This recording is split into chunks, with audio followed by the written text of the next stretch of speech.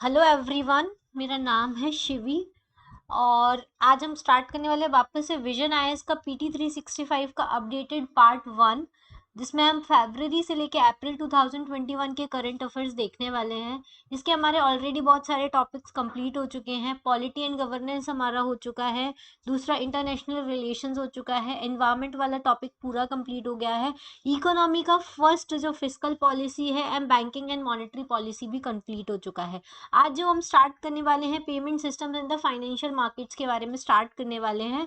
और अगर ये लेक्चर हुआ तो ट्राई हम करेंगे कि यहाँ तक एक्सटर्नल सेक्टर तक हमारा जो टॉपिक है वो इकोनॉमी का कंप्लीट हो जाए। ठीक है, फरवरी से लेके अप्रैल 2021 के लिए करंट अफेयर है। अब ये किस एग्जाम के लिए आपके लिए यूजफुल होगा, तो यूपीएससी के जो अपकमिंग एग्जाम्स है उन सब के लिए, जिसमें 1 ईयर का करंट अफेयर पूछा जाता है, तो उनमें फरवरी 2021 से नवंबर 2021 तक का करंट अफेयर पूछा जाएगा, तो उसके लिए काफी इंपॉर्टेंट सीरीज होने वाली है।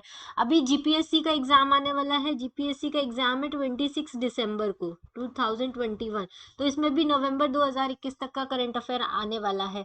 तो अगर आप इस एग्जाम की प्रिपरेशन कर रहे हैं तो आपके लिए विजन आईएएस बहुत ही अच्छा सोर्स है करंट अफेयर्स के लिए। आप इसके सारे के सारे जो पीटी 365 है उसको आप फॉलो कर लीजिए, आपका करंट अफेयर डन हो जाएगा। ठीक है, चलिए स्टार्ट करते हैं इकोनॉमी के करंट अफेयर से। देखिए, इकोनॉमी का जो टॉपिक है payment systems and the financial markets, इसका जो फर्स्ट टॉपिक है वो है हमारा न्यू अम्ब्रेला एंटिटी। अब ये न्यूज में क्यों रहा था, क्योंकि recently reserve Bank of India ने जो डेडलाइन थी एनयू मतलब न्यू अम्ब्रेला एंटिटी को अप्लाई करने के लिए, उसको एक्सटेंड कर दिया है मार्च 31 तक। इस वजह से ये जो न्यू अम्ब्रेला एंटिटी थी वो न्यूज में थी। अब न्यू अम्ब्रेला एंटिटी को शॉर्ट फॉर्म में बोलते हैं एनयूई। अब ये एनयूई का ऑब्जेक्टिव क्या है? इसका ऑब्जेक्टिव है कि new pan India umbrella entities को सेटअप करना और रिटेल पेमेंट सिस्टम के ऊपर फोकस करना। मतलब ये मेन जो है वो रिटेल पेमेंट सिस्टम के ऊपर फोकस करेगी। इसको कौन ऑथराइज करेगा? इसको ऑथराइज किया गया under the payment and settlement system act 2007। 2007 का जो payment and settlement system act था उसके अंदर इसको ऑथराइज किया गया है, और इसको एज अ कंपनी इनकॉर्पोरेट किया गया है अंडर द कंपनीज एक्ट 2013। ठीक है, तो याद रखिए ऑथोरिटी किसके अंडर मिली है इसको? Payment and settlement system act 2007 के अंडर, और कंपनी की तरह इनकॉर्पोरेट किया है according to the companies act 2013। Clear है? उसके बाद एलिजिबिलिटी क्राइटेरिया क्या है इसका? तो एलिजिबिलिटी के लिए क्या चाहिए? पहले तो एंटिटी ऐसी होनी चाहिए जिसमें ओन्ड या कंट्रोल्ड होनी चाहिए रेसिडेंट इंडियन सिटीजन्स के थ्रू। ठीक है, और कितने इयर्स का एक्सपीरियंस होना चाहिए? तो 3 इयर्स एक्सपीरियंस होना चाहिए एटलीस्ट इन पेमेंट सेगमेंट्स में। ठीक है, और एनयूई जो है उसके पास मिनिमम पेड अप कैपिटल कितना होना चाहिए? 500 करोड़ होना चाहिए, और मिनिमम नेट वर्थ जो होना चाहिए वो ₹300 करोड़ का होना चाहिए। ठीक है, no single promoter group shall have more than 40% investment in the capital of the NUE। कोई भी सिंगल प्लेटफॉर्म पर प्रमोटर ग्रुप नहीं होना चाहिए जिसमें जिसका 40% से ज्यादा इन्वेस्टमेंट हो एनयूई की कैपिटल में। फॉरेन इन्वेस्टमेंट जो है वो अलाउड है एनयूई के लिए जब तक कि वो एग्जिस्टिंग गाइडलाइंस के ऊपर चलते हैं तब तक। क्लियर है? अब स्कोप क्या है एक्टिविटीज का? देखो, एक्टिविटीज के स्कोप में क्या है? पहला जो पॉइंट है वो है it will set up manage and operate new payment system. ये क्या करेगा? नए पेमेंट सिस्टम को ऑपरेट करेगा, उनको सेटअप करेगा और उनको मैनेज करेगा। ठीक है, जैसे कि in the retail space comprising not limited to the ATMs, white लेवल POS, Aadhaar based payments and the remittance services among others. ठीक है, it will develop new payment methods, नए पेमेंट मेथड्स को डेवलप करेगा, जैसे स्टैंडर्ड एंड टेक्नोलॉजिकल अच्छा होना चाहिए, monitor related issues in the country and the internationally, इन सबको नए पेमेंट मेथड्स को डेवलप करेगा। दूसरा, it will take care of the development objectives like enhancement of the awareness about the payment system. ये क्या करेगा? टेक केयर करेगा डेवलपमेंटल ऑब्जेक्टिव्स को, जैसे कि एनहांस करना awareness about the payment system. दूसरा, it will operate clearing and settlement system for participating banks and the non banks, identify and manage the relevant risk. ये क्या करेगा? ऑपरेट करेगा क्लियरिंग एंड सेटलमेंट सिस्टम को, जिससे कि वो participating banks and non banks identify करेगा, manage करेगा रेलेवेंट रिस्क को, monitor retail payment system develop करेगा and related issue in the country and the internationally. ये सारी स्कोप है इस एक्टिविटीज के। पहला, सेटअप, मैनेज एंड ऑपरेट करना नए पेमेंट सिस्टम को, नए पेमेंट मेथड्स को डेवलप करना, डेवलपमेंट ऑब्जेक्टिव्स को टेक केयर करना और ऑपरेट करना clearing and the settlement system, ये सारी चीजें। अब नीड क्या पड़ी है इस नेशनल क्या नाम है, एनयूई का। एनयूई मतलब न्यू अम्ब्रेला एंटिटी की जरूरत क्या पड़ी, तो पहली, to prevent the monopoly and the concentration risk. क्या होगा, ये जो करंटली क्या है, national payment corporation of India NPCI जो है वो सोल अम्ब्रेला ऑर्गेनाइजेशन है जो सारे रिटेल पेमेंट्स को देखती है और सेटलमेंट सिस्टम को देखती है। तो इसकी मोनोपोली अगर हो जाएगी और इसके वजह से अगर एक ही कंपनी के पास मोनोपोली रहती है ना, तो रिस्क बहुत ज्यादा बढ़ जाता है, ठीक है। दूसरा, to reduce the dominance of NPCI, जब एक ही कंपनी है तो उसी का डोमिनेंस होगा, अगर इस इन केस अगर ये फेल हो गई तो बहुत ज्यादा लॉसेस होगा, ठीक है। टू बिग टू फेल मतलब अगर एक ही कंपनी है और अगर वो फेल हो गई तो बहुत बड़ा लॉस होगा, इस वजह से रिड्यूस करना एनपीसीआई का डोमिनेशन। एनपीसीआई जो है वो अभी 60% जो रिटेल पेमेंट्स है उनको कंट्रोल करती है, इस वजह से टू बिग टू फेल की कंडीशन बन जाती है। तीसरा है, to bring more people into the digital payment channel, ज्यादा से ज्यादा लोगों को डिजिटल पेमेंट चैनल पे लेके आना है। डिजिटल ट्रांजेक्शन जो है वो ज्यादा ट्रांसपेरेंट होते हैं और टैक्स अथॉरिटीज भी इनकी मनी मूवमेंट को देखती रहती हैं, अनलाइक द कैश एक्सचेंजेस। अब कैश एक्सचेंज तो किस में हो रहा है, तो इसमें ना ज्यादा टैक्स अथॉरिटी के ऊपर कोई भी मूवमेंट नहीं रहता है, लेकिन जब ये डिजिटल ट्रांजेक्शन होता है तो उसकी मनी मूवमेंट पर सारी जो टैक्स अथॉरिटीज होती है ना उनकी आय होती है। क्लियर है। अब national payment corporation of India क्या है, एक अम्ब्रेला ऑर्गेनाइजेशन है और ये क्या करती है, ऑपरेट करती है retail payments and settlement system India के अंदर। ये किसका इनिशिएटिव है, रिजर्व बैंक ऑफ इंडिया का इनिशिएटिव है और इंडियन बैंक्स एसोसिएशन का इनिशिएटिव है, under the payment and settlement system act 2007, ठीक है। 10 करोड़ प्रमोटर बैंक्स जो हैं वो कौन कौन से हैं, state bank of India, Punjab national bank, Canara bank, bank of Baroda, union bank of India, ICICI bank, HDFC bank, city bank और एचएसबीसी, ये सारे जो है वो प्रमोटर बैंक्स हैं। क्लियर है। इसको इनकॉर्पोरेट किया गया as the not for profit company under the companies act 1956। Companies act 1956 के अंडर इसको नॉट फॉर प्रॉफिट कंपनी की तरह इंट्रोड्यूस किया गया है और इसका इंटेंशन जो है वो क्या है, जिससे ये इंफ्रास्ट्रक्चर प्रोवाइड कर सके हमारे पूरे बैंकिंग सिस्टम्स को इंडिया में, फिजिकली प्लस इलेक्ट्रॉनिकली, दोनों तरीके से ये क्या कर सके, इंफ्रास्ट्रक्चर प्रोवाइड कर सके हमारे एंटायर बैंकिंग सिस्टम को इंडिया के अंदर, ठीक है। इस वजह से एनपीसीआई को रखा। अब एनपीसीआई ऑपरेटेड पेमेंट प्लेटफॉर्म्स कौन कौन से प्लेटफॉर्म्स है जिनको एनपीसीआई देखता है, तो पहला तो है हमारा रुपे कार्ड, ठीक है। यूपीआई पेमेंट हम करते रहते हैं, Bharat bill payment Bhim app पे करते हैं, आधार इनेबल पेमेंट, फास्टैग जो टोल कलेक्शन के ऊपर होता है, national automated clearing houses, immediate payment system IPS जिसको बोलते हैं, और *99# ये यूएसएसडी बेस्ड पेमेंट सिस्टम है। फिर नेशनल फाइनेंशियल स्विच और चेक ट्रांजेक्शन सिस्टम, ये सारी चीजें होती हैं। अब इसके अलावा एनपीसीआई से रिलेटेड क्या न्यूज में रहा था उसको भी हम देख लेते हैं। एनपीसीआई ने ट्रांसफर किया है ऑटोमेटिक बिल पेमेंट बिजनेस को न्यू सब्सिडरी को, कौन न्यू सब्सिडरी है वो हम देखेंगे। आरबीआई के डायरेक्टिव्स के हिसाब से जो national payment corporation of India है उसने अपने सारे जो बिल्स है उनको ट्रांसफर और all its Bharat bill payment system transaction to a new subsidiary call the NPCI Bharat bill payment system limited. देखो क्या किया है, जो भारत बिल पेमेंट सिस्टम के जितने भी ट्रांजेक्शन्स थे उनको किसको दे दिया है, एक नई सब्सिडरी है NPCI Bharat bill pay limited, NPBL को दे दिया है, ठीक है।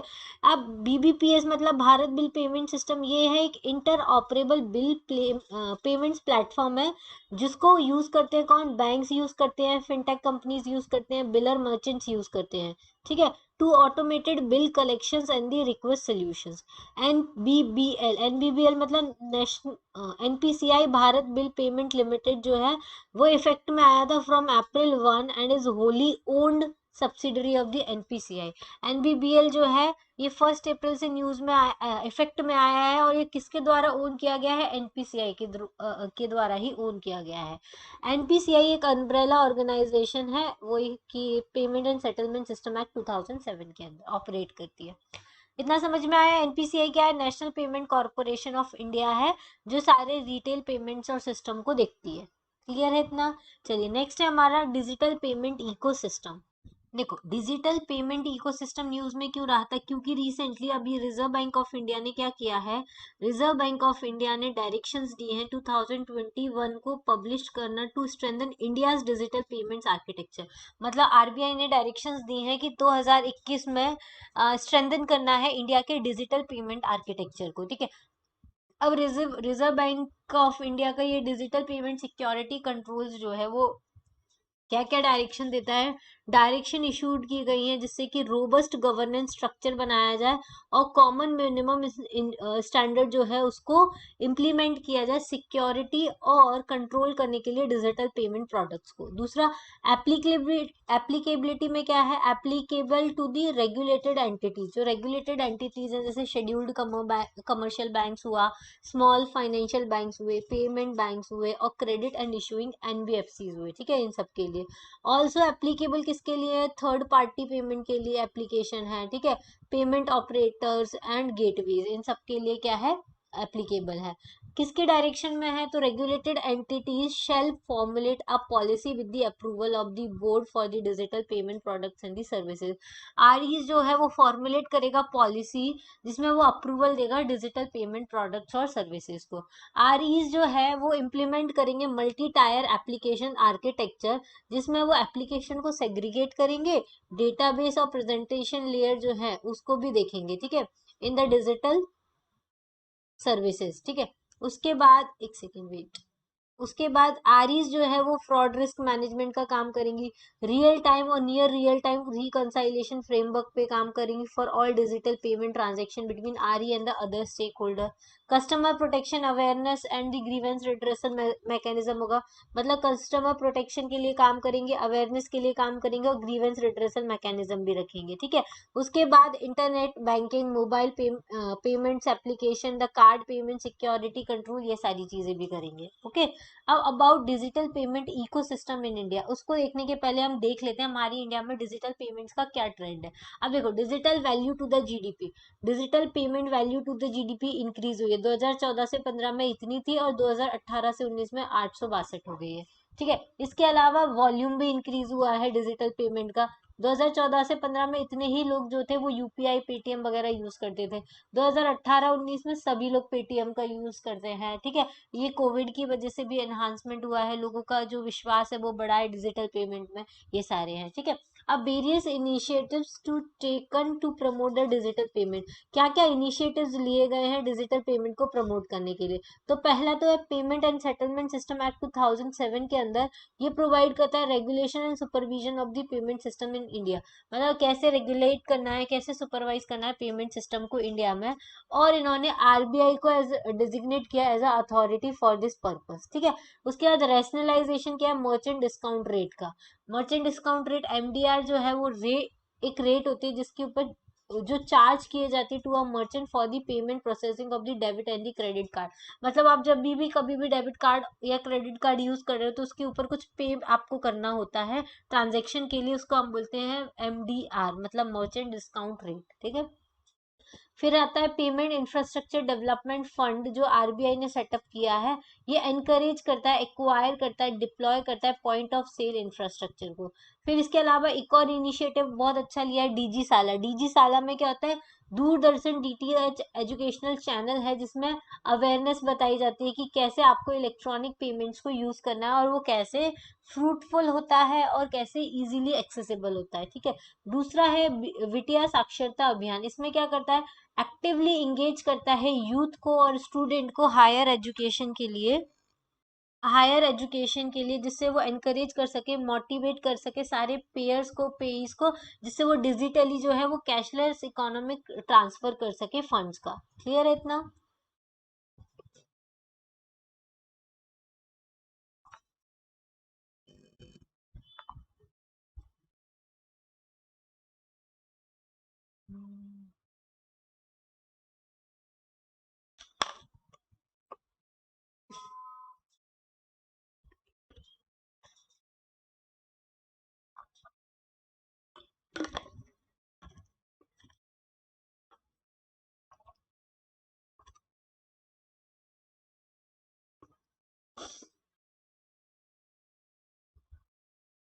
देखो, about digital payment ecosystem in India.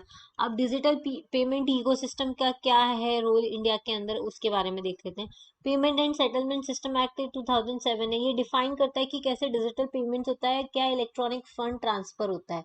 और as any transfer fund of any way of instruction, authorization or order to a bank or debit or credit an account maintained with that bank through the electronic means। Electronic means के through कैसे आप digital payments कर सकते हो, कैसे electronic fund transfer कर सकते हो, उन सबको डिफाइन किया गया है। It also include point of sale transfer, जैसे एटीएम ट्रांजेक्शन हो गया, ठीक है, फिर डायरेक्ट डिपॉजिट्स हो गया, विड्रॉल हो गया फंड्स का, ट्रांसफर हो गया टेलीफोन के थ्रू थ्रू इंटरनेट के थ्रू और कार्ड पेमेंट्स के थ्रू, ये सब कुछ भी इंक्लूड करता है। डिजिटल पेमेंट में क्या होता है, डिफरेंट मोड्स हो सकते हैं पेमेंट करने के लिए। एनईएफटी हो सकता है, आरटीजीएस हो सकता है, आईएमपीएस हो सकता है, डेबिट और क्रेडिट कार्ड हो सकता है, और यूपीआई। यूपीआई वो है जो अभी सबसे ज्यादा चल रहा है इंडिया में। वॉल्यूम सेगमेंट जो है डिजिटल पेमेंट की, वो डोमिनेट करता है कौन कौन, डेबिट कार्ड, पीपीआई और आईएमपीएस। सबसे ज्यादा जो पेमेंट होता है, जो डिजिटल पेमेंट जो ज्यादा होता है, वो डेबिट कार्ड से होता है, पीपीआई से होता है और आईएमपीएस से होता है। और 50% ऑफ टोटल वॉल्यूम ये कंस्टिट्यूट करता है। मतलब जितने भी डिजिटल ट्रांजेक्शन होते हैं ना, उसमें 50% जो है वो डेबिट कार्ड, पीपीआई और आईएमपीएस से ही होते हैं, ठीक है। फिर एक और वैल्यू सेगमेंट जो डोमिनेट करता है वो है आरटीजीएस और एनईएफटी। ये कितना कॉन्स्टिट्यूट करता है, 53% कॉन्स्टिट्यूट करता है। क्योंकि आरटीजीएस और एनईएफटी से जो बड़े बड़े बिजनेस ट्रांजेक्शन होते हैं वो आरटीजीएस और एनईएफटी से होते हैं, ठीक है, डिजिटल पेमेंट में। डिजिटल ट्रांजेक्शन पर कैपिटा जो है वो इंक्रीज हुआ है, 2.38 transaction per capita in the financial year 2014 से 22.4 इन द फाइनेंशियल ईयर 2019। मतलब 2014 में ये कितना था, 2.3 ट्रांजेक्शन पर कैपिटा होते थे। अभी इसका रेट कितना हो गया, 22.42 ट्रांजेक्शन हो गया है 2019 में। मतलब 10 गुना ज्यादा बढ़ गया है ऑलमोस्ट, ठीक है। अब रिलेटेड न्यूज क्या थी, तो डिजिटल इंटेलिजेंस यूनिट के बारे में। सेंटर ने डिसाइड किया है कि वो एक डिजिटल इंटेलिजेंस यूनिट सेटअप करेगी, जो नोडल एजेंसी की तरह काम करेगी, टैकल करने में जितने भी commercial communication, fraud, pesky, SMS calls, इन सब के साथ जो हो रहा है डिजिटल पेमेंट स्पेस में। अब ये जो डिजिटल इंटेलिजेंस यूनिट है वो कोऑर्डिनेट करती है अलग अलग लॉ एनफोर्समेंट एजेंसीज के साथ, ठीक है, फाइनेंशियल इंस्टीट्यूशंस के साथ और टेलीकॉम सर्विस प्रोवाइडर्स के साथ। टेलीकॉम एनालिटिक्स जो है वो क्या करेंगे, फ्रॉड मैनेजमेंट का काम करेंगे और कंज्यूमर प्रोटेक्शन को भी ऑल्सो ध्यान में रख के सेटअप किया गया at the all 22 licence service area level. Additionally इसके साथ क्या किया जाएगा, एक वेबसाइट और मोबाइल एप्लीकेशन भी लॉन्च की जाएगी जिसमें ग्रीवेंस रिड्रेसल किया जाएगा, ठीक है, जो भी कंप्लेंट्स है उनको रिड्रेस किया जाएगा। टेलीकॉम ऑपरेटर्स जो है उनको need to meet and strictly follow the ministry directive on the UCC. अब क्या है, ये जो टेलीकॉम ऑपरेटर्स है उनको स्ट्रिक्टली फॉलो करना पड़ेगा मिनिस्ट्री के जो डायरेक्टिव्स होंगे, जैसे कि किसके लिए, अनसॉलिसिटेड कमर्शियल कम्युनिकेशन के लिए। अगर इन केस कोई वायलेशन होता है कंपनीज का, तो एक फाइनेंशियल पेनल्टी जो है वो भी प्रपोज की गई है, including disconnection of the resources in case of repeated violation. अगर आपने वायलेशन किया है तो आपको एक फाइनेंशियल पेनल्टी देनी पड़ेगी, अगर आप रिपीटेटिव कर रहे हो तो उसको डिस्कनेक्ट भी किया जा सकता है। The our system will strengthen the trust of the people in the digital ecosystem। अगर ये सारी चीजें होंगी, जैसे ग्रीवेंस रिड्रेसल हो गया, फाइनेंशियल पेनल्टी हो गई अगर कुछ वायलेट हुआ है, तो इसके वजह से जो ट्रस्ट बिल्डअप होगा लोगों में वो ज्यादा होगा डिजिटल इकोसिस्टम को लेकर। और ये क्या करेगा, will make financial digital transaction through the mobile more secure and reliable. और इसी की वजह से जो डिजिटल ट्रांजेक्शन है मोबाइल के थ्रू, वो क्या हो जाएगा, सिक्योर रिलायबल हो जाएगा। इसके वजह से डिजिटल इंडिया का जो है वो प्रमोशन हो सकता है, ठीक है। ये सारी चीजें। चलिए नेक्स्ट है हमारा डिजिटल करेंसी क्या होता है, इसके बारे में देखेंगे क्या होता है डिजिटल करेंसी, ठीक है। देखो, डिजिटल करेंसी न्यूज में क्यों था, क्योंकि रिसेंटली अभी चाइना ने क्या किया है, फ्लोट किया its own central backed digital currency. मतलब चाइना ने अभी अभी अपनी सेंट्रल बैंक से बैक्ड डिजिटल करेंसी लॉन्च की है, इसका नाम है ECN बाय।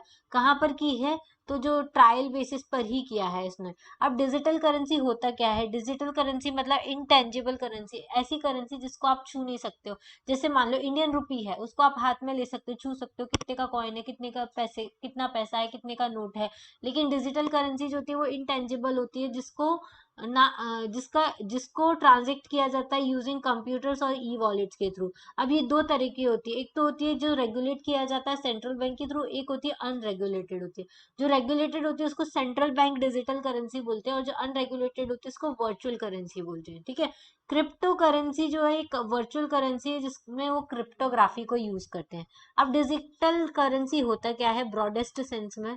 डिजिटल करेंसी एक ऐसी करेंसी है जो सिर्फ डिजिटल और इलेक्ट्रॉनिक फॉर्म में अवेलेबल है, फिजिकल फॉर्म में अवेलेबल नहीं है, ठीक है। उसको हम डिजिटल मनी भी बोलते हैं, ई मनी, इलेक्ट्रॉनिक मनी और इलेक्ट्रॉनिक करेंसी और साइबर कैश, ये सारी चीजें हम उसको बोलते हैं। How has India dispensation responded to the development regarding the digital currency?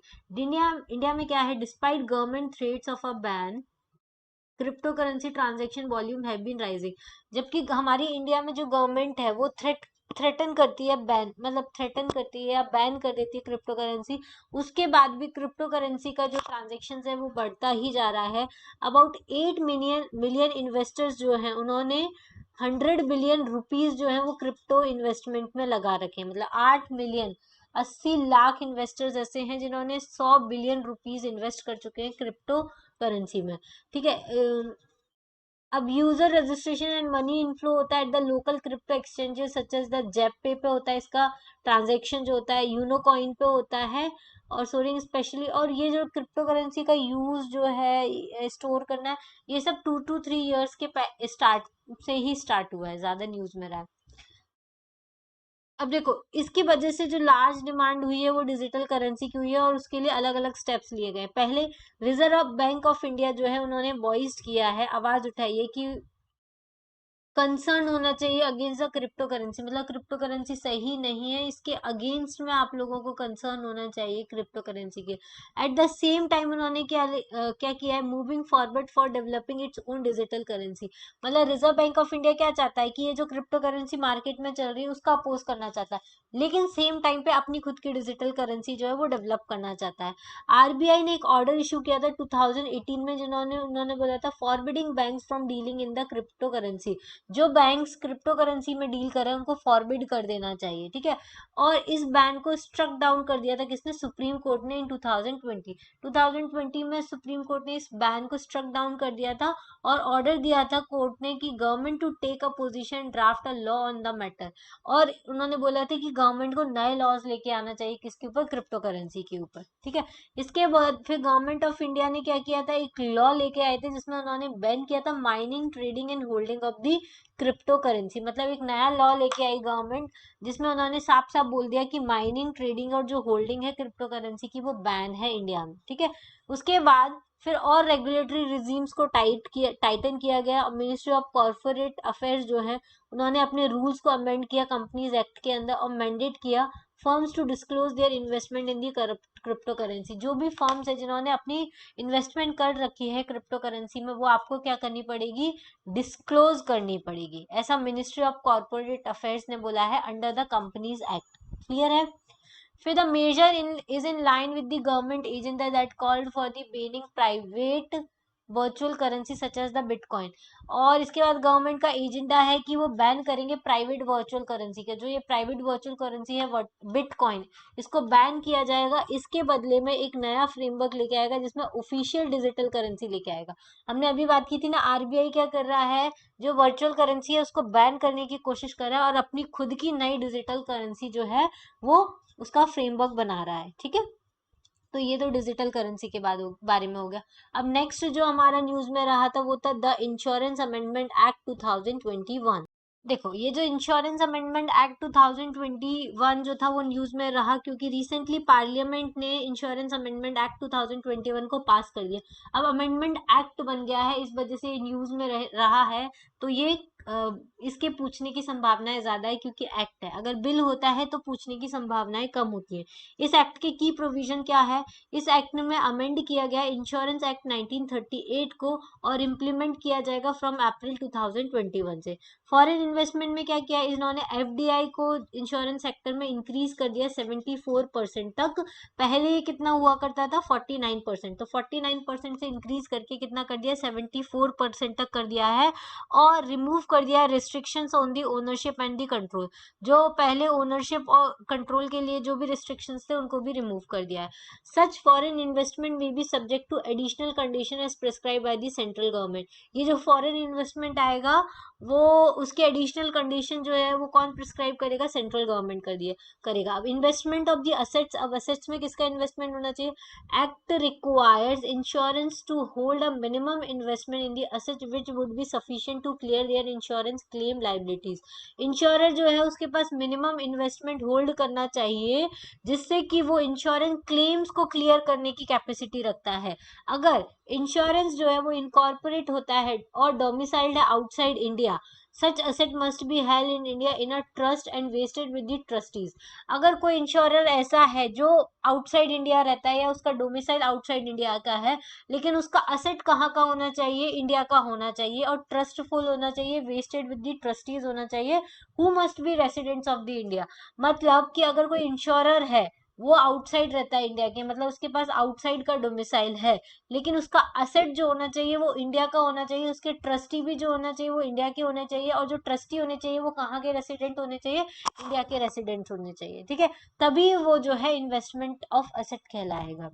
This provision will no longer apply to an insurer incorporated in India in which at least, और ये जो प्रोविजन है वो जो इंश्योरर इनकॉर्पोरेटेड अगर इंडिया का है उसके ऊपर नहीं अप्लाई होगा अगर उसके पास एटलीस्ट 33 कैपिटल जो है वो owned by the investor domicile outside India, या फिर 33% of the members of the governing body are domiciled outside India. ये प्रोविजन अप्लाई नहीं होगा अगर इंश्योरर जो है उसके पास 33% कैपिटल जो है वो एक इन्वेस्टर के थ्रू ओन की गई है जो आउटसाइड डोमिसाइल है, लेकिन ठीक है आउट 33% ही है ना, ज्यादा नहीं है इसलिए, और 33% जो मेंबर्स है गवर्नमेंट गवर्निंग बॉडी के वो भी आउटसाइड इंडिया है, तो उनके ऊपर भी अप्लाई नहीं होता है। ठीक है, किस पे अप्लाई होता है? जिसका इंश्योरर जो भी है वो आउटसाइड डोमिसाइल है लेकिन उसकी प्रॉपर्टी जो है वो इंडिया की होनी चाहिए। ठीक है, अब एक बॉडी होती है insurance regulatory development authority of India. ये एडवाइज करती है सारी इंश्योरेंस कंपनीज को कि वो इशू कर सके digital insurance policy by digi locker.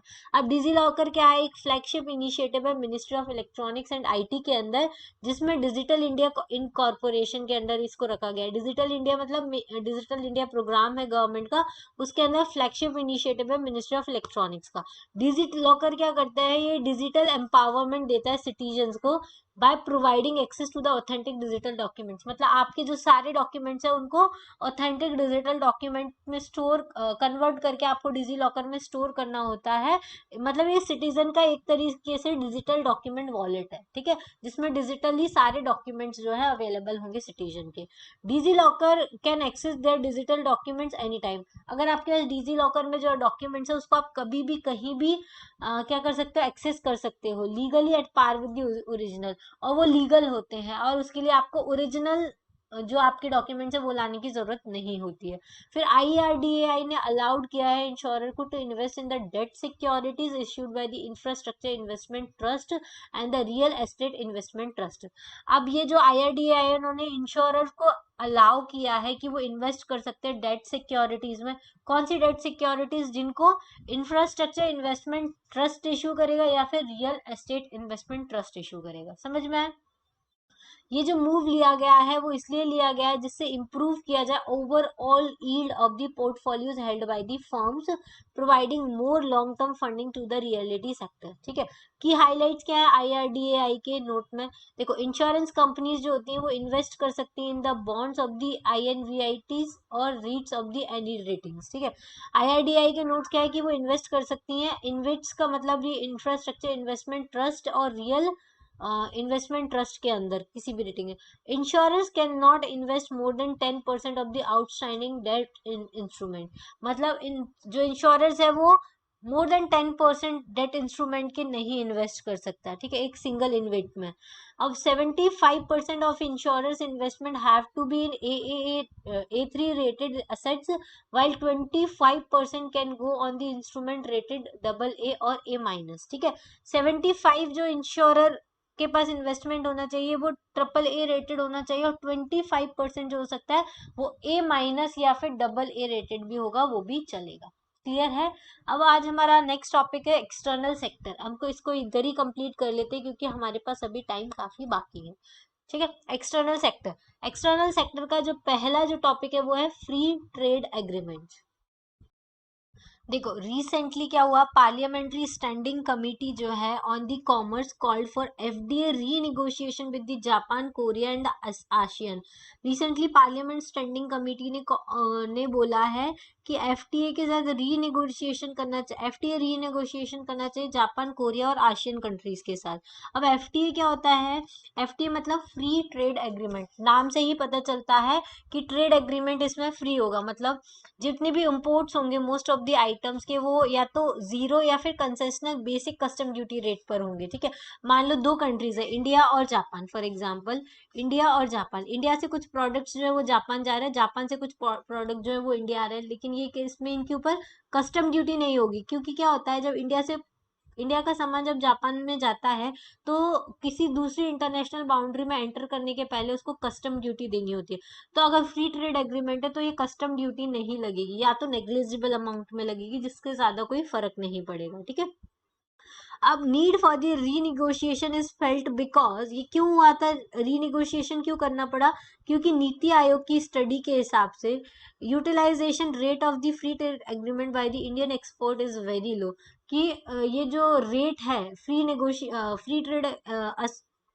Trade agreement का, ये बहुत ही कम है इंडियन एक्सपोर्टर का, is very low between the 5% and 25% because of difficulty face in the negotiating the rules. अब imports under FTR on the rise and the benefits under the FTA were also being misuse. अब जो imports होते हैं free trade agreement के अंदर, वो भी बहुत ज्यादा बढ़ रहे हैं और उसको इस बार उनका मिसयूज किया जा रहा है। उसके वजह से एडवर्स इफेक्ट हो सकते हैं हमारी इंडिया की डोमेस्टिक इंडस्ट्री से। देखो क्या होता है, आपने एक फ्री ट्रेड एग्रीमेंट सुना होगा जिसको मना कर दिया था इंडिया ने। क्यों? क्योंकि है ना, एक फार्मर्स का जो डेयरी प्रोडक्ट है उसका इंपोर्ट हमारी इंडिया में अलाउड नहीं होता। क्यों? क्योंकि अगर बाहर से अगर डेयरी प्रोडक्ट्स और मिल्क प्रोडक्ट्स आने लग जाएंगे तो डोमेस्टिकली जो प्रोड्यूस हो रहा है ना वो उससे वो compete नहीं कर पाएंगे, तो हमारी जो डोमेस्टिक इंडस्ट्री है ना वो क्या हो जाएगी, बर्बाद हो जाएगी। तो इस वजह से जो फ्री ट्रेड एग्रीमेंट होते हैं ना उनको सोच समझ के लाना पड़ता है।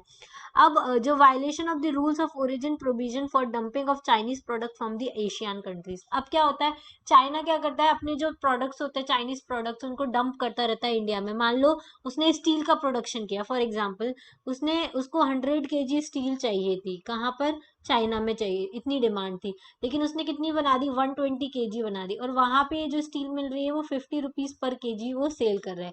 लेकिन ये एक्स्ट्रा 20 kg उसने प्रोड्यूस कर लिया है, उसको वो क्या कर देगा, डंपिंग करता है, कहाँ पे, दूसरी कंट्रीज में। तो ये 20 kg को 50 रुपीज पर केजी वो खुद के यहाँ बेच रहा है, लेकिन हमारे यहाँ पे वो एक्स्ट्रा बन गई है तो उसको 40 रुपीज पर केजी बेच देगा। और हमारे यहाँ पे ऑलरेडी प्राइस जो है वो 55 रुपीज पर केजी है। तो हमारे यहाँ पे कौन सी स्टील खरीदना पसंद करेंगे लोग, 40 रुपीज पर केजी वाला।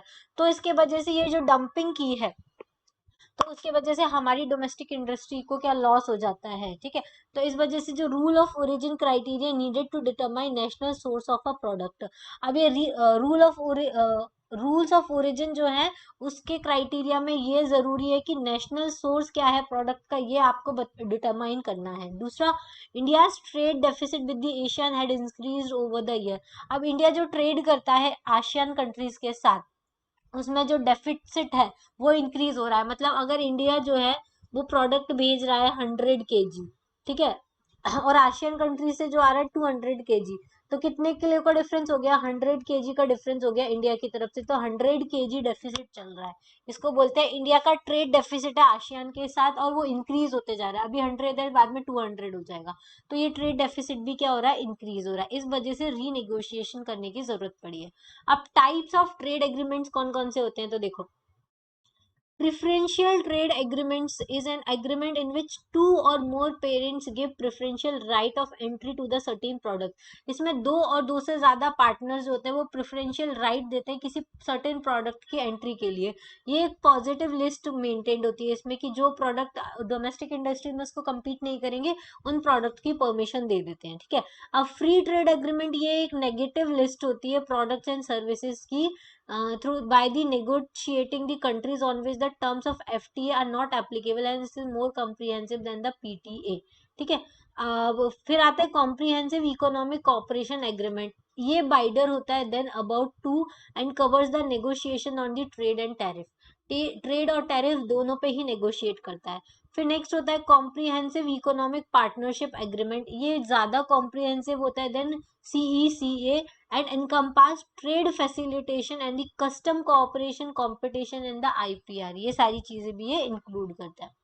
क्लियर है इतना? चलिए, कुछ सजेशंस जो थे वो पार्लियामेंट्री कमेटी ने दिए थे, वो क्या क्या थे देखो। Until reciprocacy is ensured in FTA, concessional tariff in the sectors like steel should be suspended. जो कंसेशनल टैरिफ लगाया गया है स्टील के ऊपर, क्योंकि स्टील का बहुत ज्यादा डंपिंग की जाती है चाइना से, तो स्टील के ऊपर जो कंसेशन टैरिफ लगाए गए हैं उसको क्या कर दिया जाए, सस्पेंड कर दिया जाए। और periodic compliance assessment to be carried out with respect to the rule of origin, ठीक है, रूट ऑफ ओरिजिन। जो पीरियडिक कंप्लाइंस असेसमेंट किया जाए कि कौन सा रूट ऑफ ओरिजिन है, मतलब उसका नेचुरल सोर्स क्या है, वो कहाँ से आ रहा है प्रोडक्ट, उसका पीरियडिक कंप्लाइंस असेसमेंट किया जाए।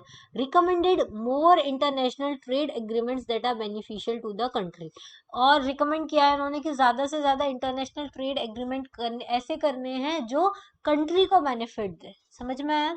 चलो, recently government also notified customs administration of rule of origin under the trade agreement rules 2020 to address duty evasion through the routing exports to the India under the FTAs। अभी अभी government ने notified किया है customs rule 2022 के, जो address करेगा क्या क्या ड्यूटी इवेड कर दी गई है रूटिंग एक्सपोर्ट्स के through under the free trade agreements, ठीक है। अब देखो इंडिया का जो ट्रेड एग्रीमेंट चल रहा है वो किस किस के साथ चल रहा है, इन सब के साथ चल रहा है। इंडिया श्रीलंका, ठीक है, फिर India Japan Korea Malaysia Nepal Thailand Chile Afghanistan Singapore और भूटान, इन सब के साथ क्या चल रहा है, फ्री ट्रेड एग्रीमेंट चलता है। FTA चल, किसी के साथ FTA चल रहा है, किसी के साथ CECA चल रहा है, किसी के साथ CEPA चल रहा है, ठीक है। रीजनल एग्रीमेंट किस किस के साथ है, इंडिया और आसियान का है, फिर इंडिया और APTA का है, इंडिया और साफ्टा का है, ठीक है, ये याद रखिएगा, ज्यादा कोई इंपॉर्टेंट नहीं है। रिलेटेड इवेंट्स हम देख सकते हैं, इसमें क्या है रिलेटेड इवेंट्स में, कैबिनेट ने अप्रूव किया है comprehensive economic cooperation and partnership agreement between India and Mauritius. India and Mauritius के बीच में comprehensive economic corporation and partnership agreement है। Under this two trading partners cut और eliminate duties on a host of product. इसमें क्या होता है, दो ट्रेडिंग पार्टनर्स जो होते हैं वो या तो कट कर सकते हैं या ड्यूटीज को एलिमिनेट करते हैं on a host of the product besides liberalising norms to promote the service trade. Salient features क्या है, it will be the first trade agreement to be sign by India with a country in Africa. पहला trade agreement है जो India ने sign किया है Africa की किसी कंट्री के साथ। ये कवर क्या क्या करते हैं, trade in the goods, rule of origin, trade in the services, technical barrier trade, sanitary and the phytosanitary measures and dispute settlements, movement of the natural person, ये सारी चीजें। India's FTA partner upset over India's new rules to the trade goods origin। अब India की नए FTA rules आए हैं, उसके वजह से जो इंडिया के नए रूल्स आए हैं गुड्स ओरिजिन के लिए, उसके वजह से जो FTA पार्टनर्स है उनको अपसेट हो गया। कैसे, country such as the Japan South Korea have raised concern at the World Trade Organization that India insisted on additional documents to determine the origin of imported. अब इंडिया ने क्या बोला है कि आपको कंट्री ऑफ ओरिजिन या goods origin आपको डालना पड़ेगा, जिसके वजह से नॉन टैरिफ बैरियर्स जो लग गए हैं ट्रेड के ऊपर। अर्लियर ये इतना इंपॉर्टेंट नहीं है कुछ भी। हाँ, India responded that the CAROTAR, CAROTAR क्या है, custom administration of the rules and origin under the trade agreement है। 2020 relates to the imports under the bilateral FTA which does not fall within the purview of TPRM trade policy review measures, ठीक है। तो ये आपको याद रखना है कि इंडिया का क्या है, फ्री ट्रेड एग्रीमेंट है, उसको रीनेगोशिएट किया गया। फ्री ट्रेड एग्रीमेंट मतलब इंपोर्ट और एक्सपोर्ट फ्री होना, ठीक है, दो या दो से ज्यादा कंपनीज के बीच में। अब दूसरा है इंटरनेशनल मॉनेटरी फंड कोटा। अब ये न्यूज में क्यों रहा था, क्योंकि recently India advocate for the better BRICS coordination on IMF quota. BRICS क्या है ये तो आपको पता ही होगा, ब्राजील रशिया इंडिया चाइना और साउथ अफ्रीका का एक कोलैबोरेशन है। IMF मतलब इंटरनेशनल मॉनेटरी फंड, जो जो क्या करता है, आपको मॉनेटरी हेल्प करता है। ये एक वर्ल्ड बैंक का ऑर्गेनाइजेशन है, ब्रिटेन वुड्स कॉन्फ्रेंस में ये बना हुआ था IMF, ठीक है। IMF resolution एस देखो IMF कोटा क्या होता है, as per IMF resolution the 16 general review of the quota should be concluded by December 15 2023। जो 16वां जनरल रिव्यू होगा कोटा का वो कब होगा, 15 दिसंबर 2023 को होगा। जो लास्ट रिव्यू हुआ था वो फरवरी 2020 में होता था, जिसने कोटा को क्या रखा था, अनचेंज रखा था। अब IMF कोटा क्या होता है, IMF is a quota based institution है। quotas are the building blocks of the IMF financial and the governance structure। जो quotas होते हैं वो building blocks होते हैं IMF के financial और governance structure के। कोटा को डेनोमिनेट करते हैं SDR के फॉर्म में, स्पेशल ड्रॉइंग राइट्स के फॉर्म में, ठीक है। SDR क्या है, एक इंटरनेशनल रिजर्व असेट्स है जो किसने क्रिएट किया, IMF ने क्रिएट किया है to supplement the official reserve of its member country. SDR क्या होता है, एक मतलब स्पेशल ड्रॉइंग राइट्स, मतलब एक तरह की असेट वैल्यू होती है जो IMF क्या करता है, अपनी मेंबर कंट्री को देता है। मेंबर कंट्री को देता है मतलब जैसे मान लो इंडिया है, इंडिया के पास जब पैसे की कमी हो गई थी, इंडिया के पास ज्यादा पैसा बचा नहीं था, उस टाइम उसने IMF से हेल्प मांगी, तो IMF ने क्या किया, उसको SDR दिया। उसका यूज करके वो अपनी इकोनॉमी को क्या कर सकते हैं, इम्प्रूव कर सकते हैं, ठीक है। तो एक इंटरनेशनल रिजर्व असेट्स होते हैं जो IMF क्रिएट करता है, और इन्हीं को वो ऑफिशियल रिजर्व की फॉर्म में सप्लीमेंट करता है अपनी मेंबर कंट्रीज को। SDR जो होता है वो एक करेंसी नहीं होता, ये सिर्फ एक रिजर्व असेट्स होता है, किसके पास, IMF के पास। क्लियर है। IMF बोर्ड ऑफ गवर्नर जो होते हैं वो कंडक्ट करते हैं general review of quota at the regular interval. जैसे हमने पीछे देखा, फरवरी 2020 में लास्ट हुआ था, अब दिसंबर 2023 में नेक्स्ट होगा, ठीक है। Any changes in the quota must be approved by 85% majority of the total voting power, and a member's own quota cannot be changed without its consent। कोई भी चेंजेस होता है अगर कोटा में, इसको 85% मेजोरिटी जो होती है वो अप्रूव करना चाहिए। और कोई भी एडजस्टमेंट होता है कोटा में shares could result in increasing in the voting rights of emerging countries in line with their relative position in the world economy। अगर कोई भी एडजस्टमेंट किया जाता है कोटा शेयर्स में, तो उसका जो रिजल्ट है वो इंक्रीज इन द वोटिंग, जितनी भी इमर्जिंग कंट्रीज हैं उनके साथ मतलब आपको शेयर करना होता है, ये सारी चीज होती है। अब सिग्निफिकेंस क्या है कोटा का, तो देखो पहला जो है वो है रिसोर्स कंट्रीब्यूशन। रिसोर्स कंट्रीब्यूशन मतलब कोटा जो है वो डिटरमाइन करेगा कि maximum amount of financial resource a member is obliged to provide to the IMF। मतलब कोटा ही होता है वो डिटरमाइन करता है कि कितना maximum amount of financial resource देना है किसी मेंबर को, मतलब IMF उसको देने के लिए ऑब्लाइज्ड है, ठीक है। फिर वोटिंग पावर, वोटिंग पावर मतलब कोटाज आर अ की determinant of the voting power in the IMF decision. जो कोटाज होते हैं वो की डिटरमिनेंट होते हैं वोटिंग पावर के IMF डिसीजन में। वोट्स कंप्राइजेज 1 वोट पर SDR। एक वोट होता है पर SDR, 1 लाख SDR के ऊपर एक ही वोट काउंट होता है of the quota plus basic votes. अब एक्सेस टू द फाइनेंसिंग, कैसे हम इस फाइनेंसिंग को एक्सेस कर सकते हैं, तो कोटा डिटरमाइन करता है maximum amount of financing a member can obtain from the IMF under the normal access. Quota ही डिटरमाइन करेगा कि कितना मैक्सिमम अमाउंट ऑफ फाइनेंसिंग जो है एक मेंबर ऑब्टेन कर सकता है IMF से अंडर नॉर्मल एक्सेस के फॉर्म में। अब SDR एलोकेशन क्या होता है, कोटा जो होता है वो डिटरमाइन करता है कि एक मेंबर का शेयर कितना है in general allocation of the SDR। मतलब कोटा ही जो होता है वो सब कुछ डिसाइड करता है कि IMF किसको क्या देगा, ठीक है। International monetary and the financial committee, ये क्या होता है, IMF finance minister attended the international monetary finance committee meeting of IMF, advises and report to IMF board of governor on supervision and the management of the international monetary and the financial system। उन्होंने advice किया है और report किया है IMF board of governors को कि supervise करे, manage करे international monetary and the financial system को। IMFC हैज नो, IMFC के पास कोई फॉर्मल डिसीजन मेकिंग पावर्स नहीं है, ठीक है। ये उन्होंने बोला है कि IMFC जो है उसके पास कोई फॉर्मल डिसीजन मेकिंग पावर्स नहीं है। In practice it has become a key instrument of providing the strategic direction. ये सिर्फ एक की इंस्ट्रूमेंट की तरह काम करेगी स्ट्रेटेजिक डायरेक्शंस देने के लिए, ठीक है। IMFC में टोटल कितने मेंबर्स होंगे, 24 मेंबर्स होंगे, और जो कि क्या होंगे, सेंट्रल बैंक गवर्नर्स होंगे या फिर मिनिस्टर्स होंगे। And the body meets twice an year, मतलब कि साल में 2 बार ये बॉडी जो है वो मिलेगी। तो IMFC क्या है, IMFC international monetary and financial committee है जिसमें 24 मेंबर्स हैं। ये जो 24 मेंबर्स होंगे वो सेंट्रल बैंक गवर्नर्स होंगे या फिर मिनिस्टर्स होंगे, ठीक है। और ये एक इसके पास डिसीजन मेकिंग पावर्स नहीं है, ये सिर्फ स्ट्रेटेजिक डायरेक्शन देने का काम करेगा। इतना ही है, ठीक है। आज के लिए इतना ही, फिर आगे हम नेक्स्ट लेक्चर में देखेंगे। इसके अलावा मैं आपको बता दूं, अगर आप सिविल सर्विसेज की तैयारी कर रहे हैं और आपको तमिलनाडु की क्लास 11th और 12th हिस्ट्री की समरी चाहिए, तो वो भी मेरे चैनल पर अवेलेबल है। मेरे चैनल का नाम है शिवी सिंघल, ठीक है। इस पे आप जाके सर्च कर सकते हैं, प्लेलिस्ट में जाके आपको विजन आईएएस पीटी 365 की प्लेलिस्ट भी मिल जाएगी, तमिलनाडु क्लास 11th और 12th की प्लेलिस्ट भी मिल जाएगी। साथ में पॉलिटी की प्लेलिस्ट भी मैंने अपलोड की है, लेकिन वो फिनिश नहीं हुई है, पर जल्दी ही फिनिश हो जाएगी। लेकिन ये Tamil Nadu class 11th and 12th की हिस्ट्री की प्लेलिस्ट कंप्लीट है, तो आप वो जाकर देख सकते हैं। ठीक है, आज के लिए इतना ही। Thank you, thanks for watching.